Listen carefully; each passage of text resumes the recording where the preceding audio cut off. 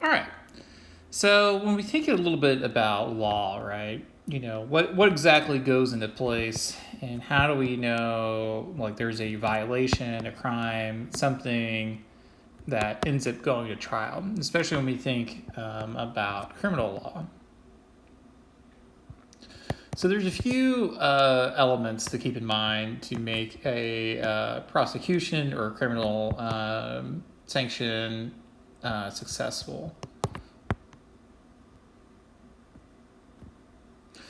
So first, we have to do a couple things, right? So if we think back to a little kid, and he has this greedy hand. Inside is this like red urn, and of course, inside there are cookies. Because why aren't there cookies, right? So we have these little cookies inside. They're radioactive. That's why they're yellow, and they have like little chocolate chips in them, right? So when you think about like what's in here, right? We know that probably this little kid is reaching in. He's got his giant hand. He's grabbing and stealing all the cookies, right? So, from a parent's perspective, how do we go about establishing that this person committed a crime, right? We won't do yellow. We'll go green, right?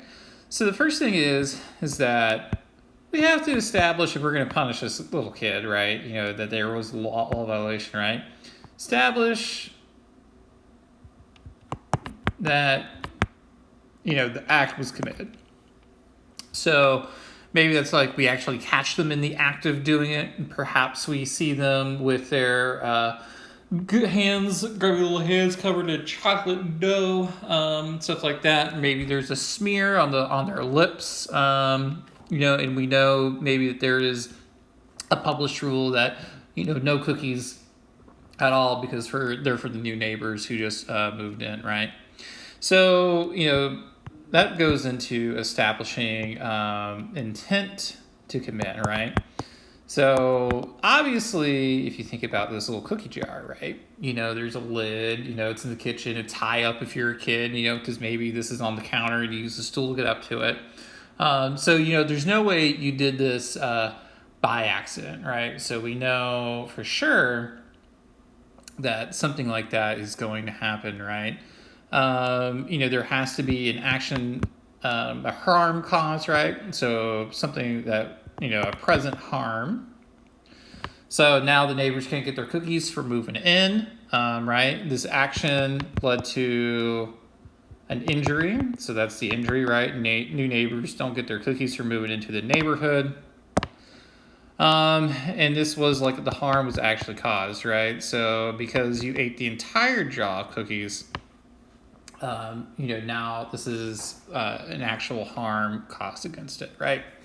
So what ends up happening is that there's an established act. There was this intent to commit that was put into place. There's this harm presented, this action caused an injury, and there was actual harm caused, right? So the point ends up being is that this cookie theft happened in a place, right? So the thing is, right, if you grew up in this era, right, these are all things that are formed as part of law, like, how do I get out of this? And what exactly is going to be your defense on this, right? Because there could be situations where, you are put in a position where you feel like, maybe there's a reason why I did it, or maybe there's a reason why as well that I could survive this in some way, or like it wasn't my fault or something like that. So there's usually, when you think about defending yourself against something, I don't want a highlighter. A couple ways this turns out. One is through an excuse, and formally we think of excuses is that you lacked capacity to form intent, so you didn't like mean to do it. So you're not capacity, and so you're not truly responsible for what happens. this kind of thing will pop up for people that are like, let's say, accomplices to murder. Like I remember reading the story, like in Michigan, about there was these women who were like partners of people who killed other people, and they basically said, like, I was forced into it because they threatened to kill me, to kill them, so I had to participate in some crime, right?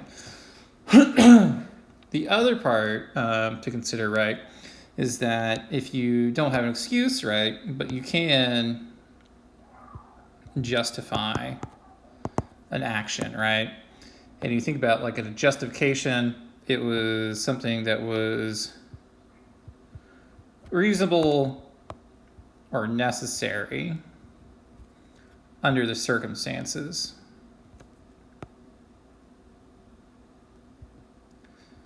So in this case, like Texas is like very fond of like, someone was coming to my home, I had to kill them, right? Like they were attacking me and my family. Like that would be an example of where you could justify your action because you were trying to protect your life or the life of someone else, right? So there's a couple ways that like these excuses like come up in a little bit, right? So if we think about excuses where we're denying responsibility, so we have this excuse, we may also see, what come up, right? So maybe this is under duress. So in the case of the cookie thing, right? Maybe let's say, you were a little kid, your sister said, I'm going to tell mom about blah, blah, blah, if you did it right. So you were being blackmailed in some way. Or if you had like an older sibling, maybe they threatened to give you like a knuckle sandwich or something, right? So you did it, but like you were under the threat of like something else, right?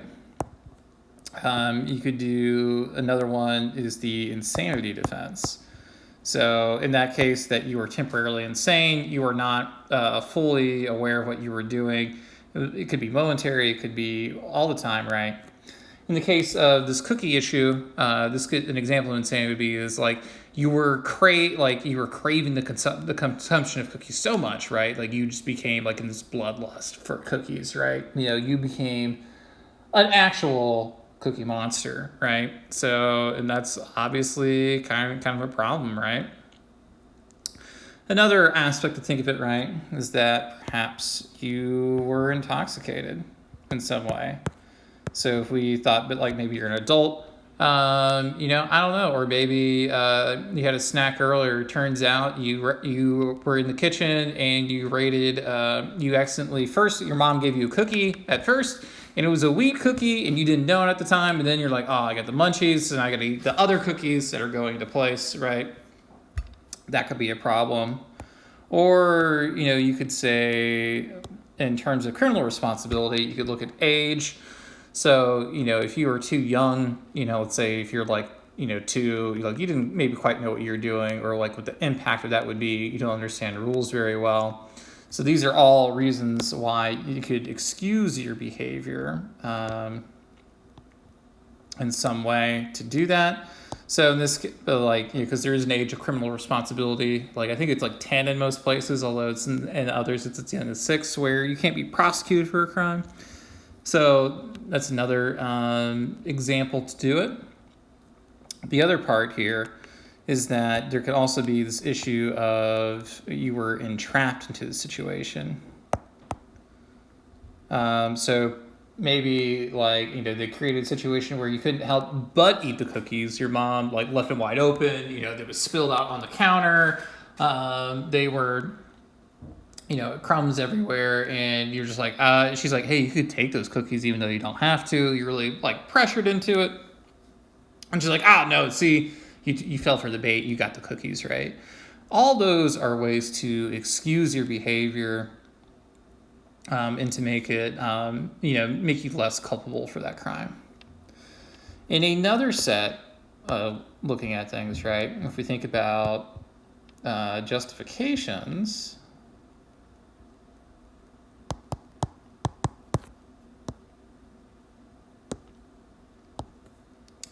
you could also say that it was perhaps, consent, right? So the victim says it was okay, and maybe that's your mom's fault. She said before it was okay to eat cookies, and you end up grabbing multiple cookies instead of just the one, and that she intended, but she said, oh, okay, I can see why you did that, right? So the victim said it was fine, and then later on says, no, it's not fine. Like, that's a problem, right? In the case of this cookie theft. At the same time, right, you could also do it because out of self-defense.